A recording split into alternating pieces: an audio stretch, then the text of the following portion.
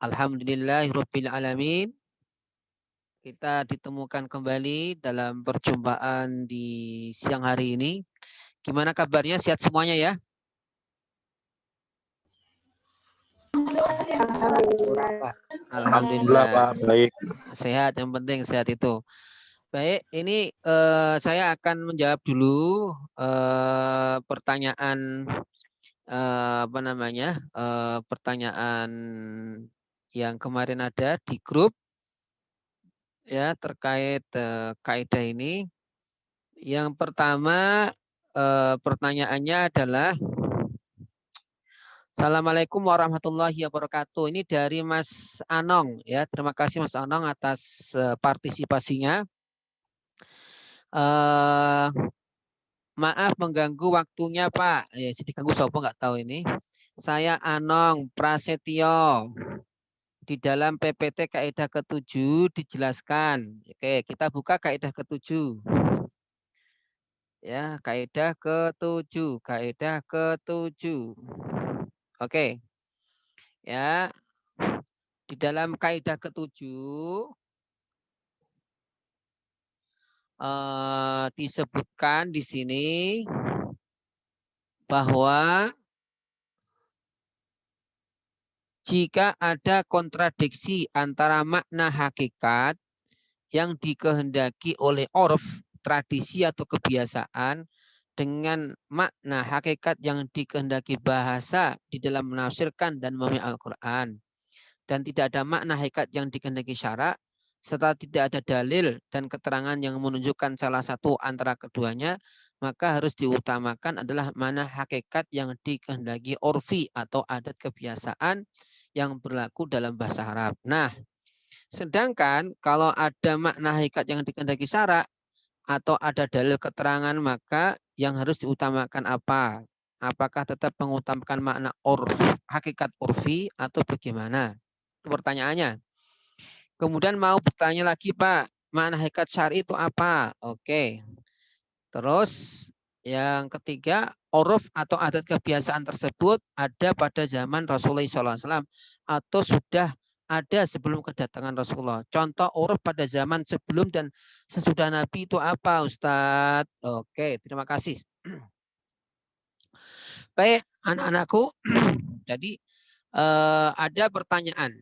Idza ikhtalafa al-haqiqah al-urfiyah. Ini sebenarnya kita harus kembali dulu pada kaidah yang kaidah yang keenam. Kaidah keenam kan dikatakan idza ikhtalafa al-haqiqatu asy-syar'iyyatu wal haqiqah al-lughawiyatu fi tafsiri kalamillahi ta'ala kudimat asy-syar'iyyah. Ini harus didasari yang pertama kali anakku. Jadi ketika idza ikhtalafat al-haqiqah, ketika ada perbedaan ya antara hakikat syariah. Apa itu hakikat syariah? Hakikat syariah itu adalah makna hakiki yang dikehendaki oleh syarak. Syarak itu apa? Oleh ketentuan Allah dan Rasulnya. Ya, maka disebut dengan syarak, aturan yang berdasarkan ketentuan Al-Quran dan As-Sunnah. Ya, jika ada ketentuan syariat, hakikat syariah yang bertentangan dengan hakikat al-lughawiyah dalam menafsirkan Al-Quran, maka harus didahulukan ketentuan atau hakikat asyariyah. Contoh, ya. Nah, sebelum saya beri contoh, di sini terangkan kenapa alasannya kok didahulukan hakikat syariah? Karena syariat itu adalah menjadi tujuan utama diturunkannya ya Al-Quran atau Sunnah.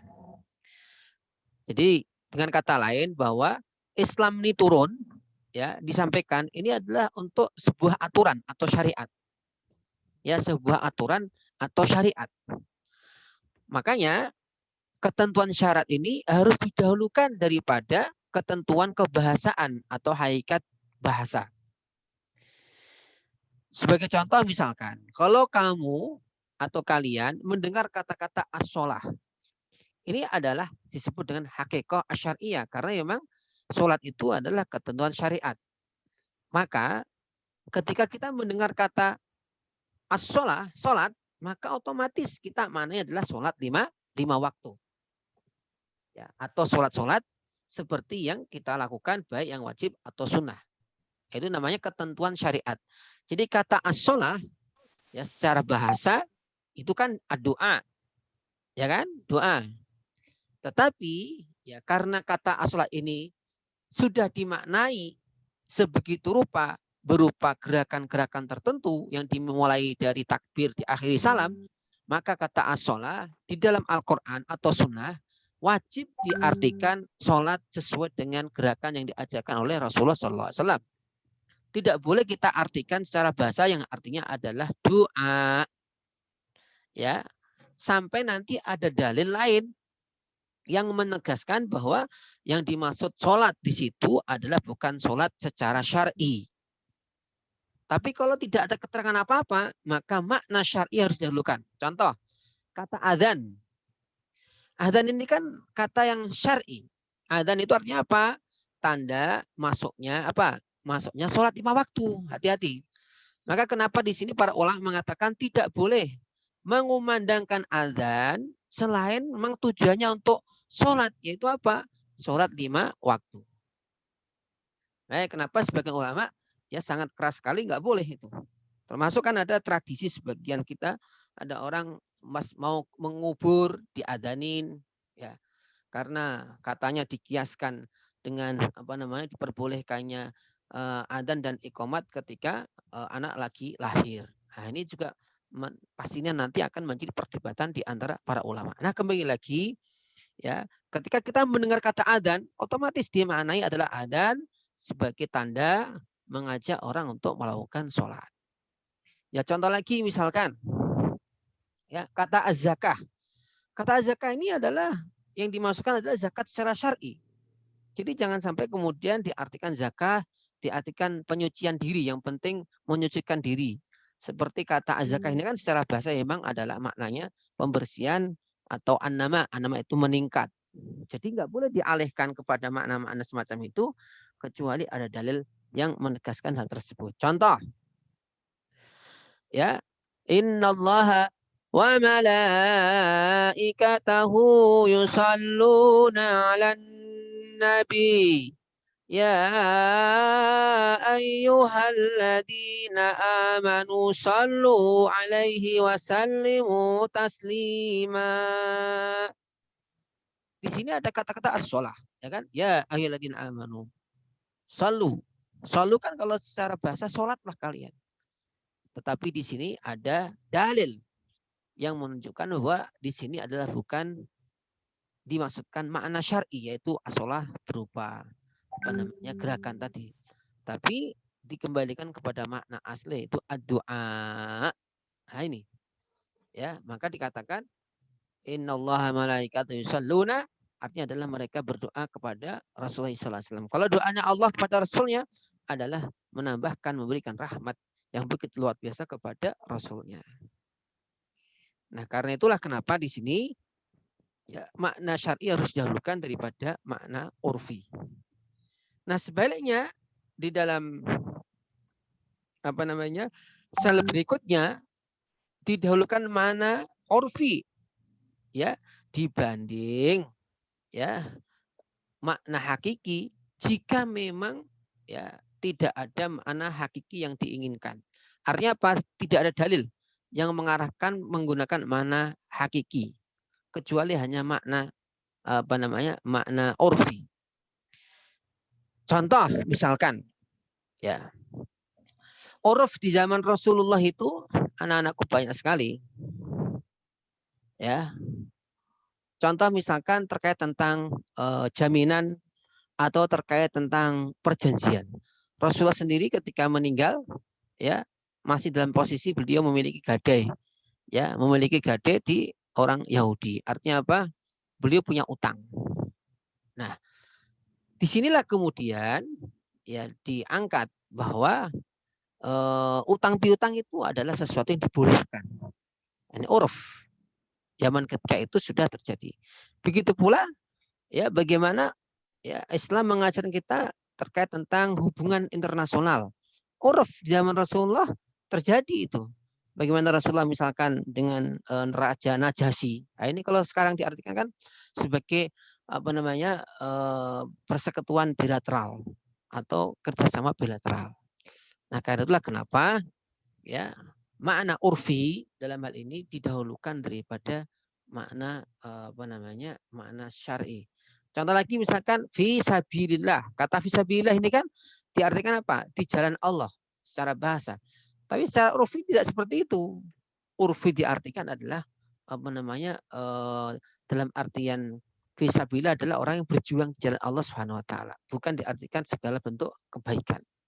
Nah, nanti akan menjadi perdebatan di antara ulama. Nah, karena itulah kenapa urf dalam memahami agama ini kita kembalikan pada urf zaman Rasulullah Shallallahu Alaihi Wasallam. Ya, karena pada waktu itu masih ada tasyrik. Tapi kalau tasyrik itu pembuatan hukum, tapi kalau setelah itu kan nggak ada. Maka harus merujuk ke siapa? Merujuk kepada apa namanya Quran, Sunnah dan Qiyas. Ya, supaya kita tidak bias. Baik, sampai di sini ada pertanyaan dulu. Silakan.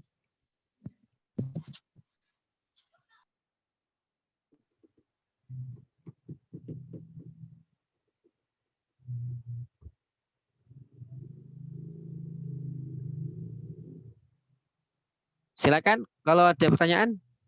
Mas Muhammad Ilham. Ya, bentar, Pak. Pak, jadi berarti secara kebahasaan, contoh, yang sholat itu secara bahasa itu doa. Ya. Secara syarok itu berarti apa, Pak? Ya, gerakan sholat lima waktu itu loh. Gerakan yang dimulai salam awal dimulai takbir sampai salam dulu. Berarti simpelnya kayak gitu, Pak. Ya. Nah, ini penting untuk ini penting untuk dipegangin karena gini loh, Nang. Banyak orang-orang liberal itu mengatakan, yang penting sholat itu kan mengingat Allah, mengingat Tuhan. Ya sudah, ingat aja, nggak usah ikut ruku sujud, nggak penting itu. Wah, ini kan bahaya sekali. Ya. Naimah silakan, ada pertanyaan Naimah? Ya, belum Pak. Ayo, belum. Tapi paham nggak? Insya Allah. Nggih, insyaallah. Masya Allah.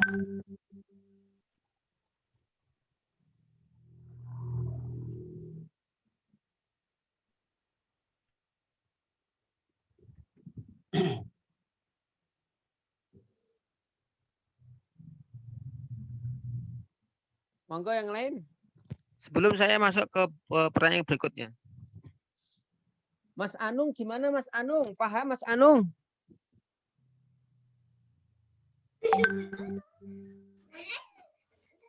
Insya Allah paham, Pak. Alhamdulillah. Yang penting paham kau. Alhamdulillah. Pak, rokoknya ketinggalan, Pak, aku tadi, Pak. Oh. Iya, iya. Fadol. Oh iya, Pak, tanya Pak. Ya, ya. Ini apa?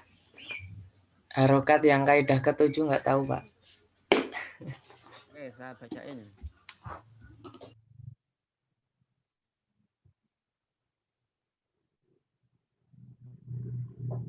Kaidah 6, Pak. 6. Oh ya. Harokatnya saja. Ya. Idza talafatil haqiqatu, aslinya idza talafat. Kita baca karena kita sambung, kita harokat kasroh. Idza talafil haqiqatu asyar'iyyatu. Idza talafatil haqiqatu asyar'iyyatu wal haqiqatul lughawiyyatu. Pelan-pelan, Pak. Ya.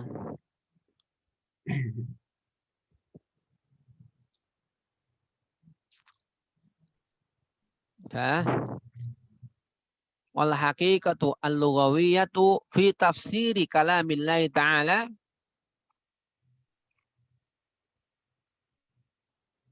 Tafsiri fi tafsiri kalamillahi ta'ala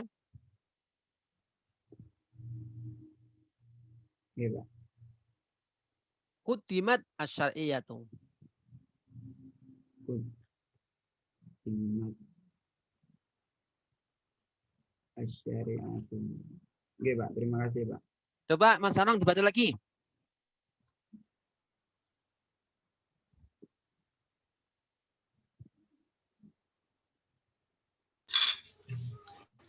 Piringnya disingkirkan. Idak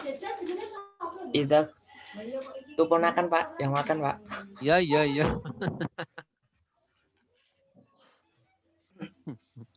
Idak talafat hakikoh tuh Pak. Nggih. Hakikoh tuh Asyariyatu. Asyariyatu. Syar'iyatu wal haqiqatu al-lughawiyah fi tafsirin Pak. Nah, fi tafsiri. Tafsirin Fi tafsiri kalamillahi. Fi tafsiri kalamillahi ta'ala Quddimat. Quddimat al-syar'iyah. Quddimat asyariyatu. Baik. Siapa ini namanya ini? Rahmat Rasyid dibaca. Yang ini, Pak. Ya.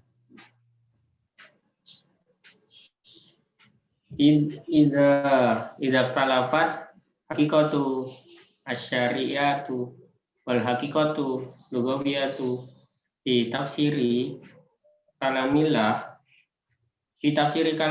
ta'ala quddimat asyariyah. Ya. Terus Mbak Vidya dibaca, Vidya. Yang keras. Vidya Aisyah dibaca. Ngelamun sapa Iya, iki? Pak.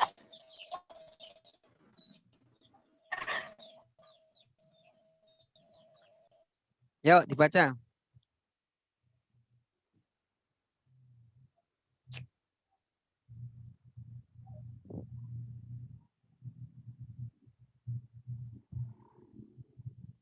Loh kok nggak muncul malah videonya?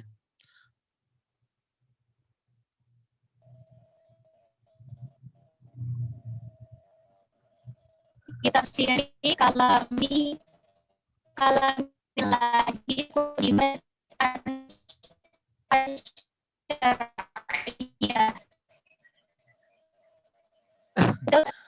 Iya, putus-putus. Aku nggak bisa dengar.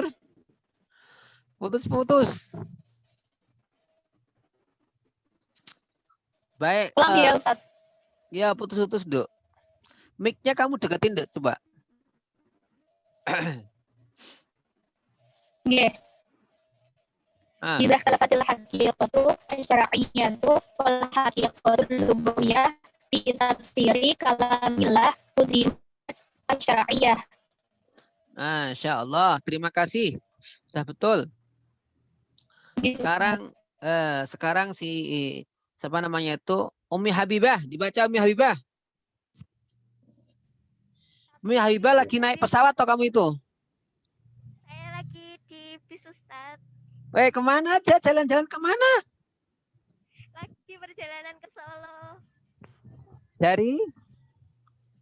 Ke Solo. Dari mana? Oh, dari Ngawi, dari rumah. Oh, mau masuk kuliah nih mulai? Ya, besok ada kuliah masuk Ustaz. Alah, daring aja. Bahaya. Dibaca. Bisa nggak baca dulu? Bisa Ustaz. Ayo coba anakku. Ya Allah, perjuangan, Dok. Idah salam. Idah lughawiyah fi tafsiril kalamillahi ta'ala quddimat syar'iyah. Oke, sip. Wes, tidur lagi nggak apa-apa. Oke, Iza, baca Iza. Bismillahirrahmanirrahim.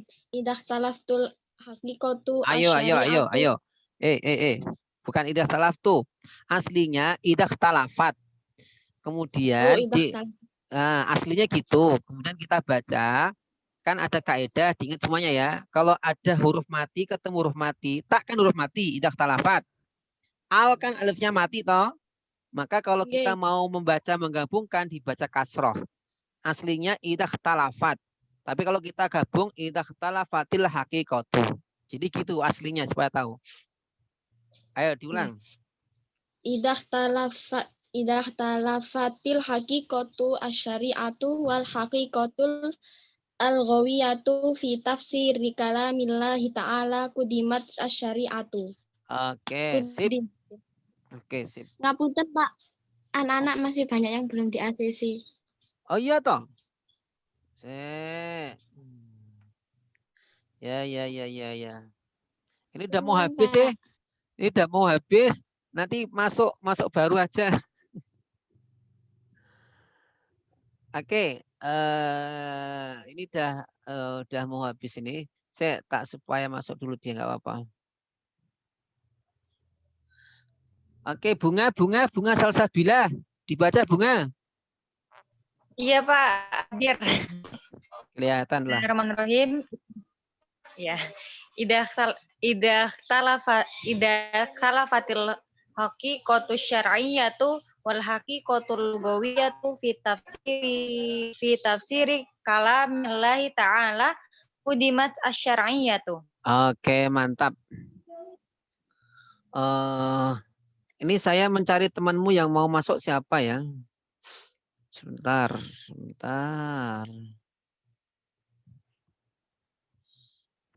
Oh.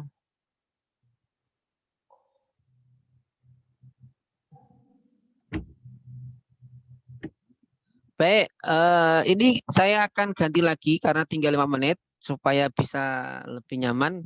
Saya tutup dulu ya. Nanti kita gabung lagi. Baik, terima kasih.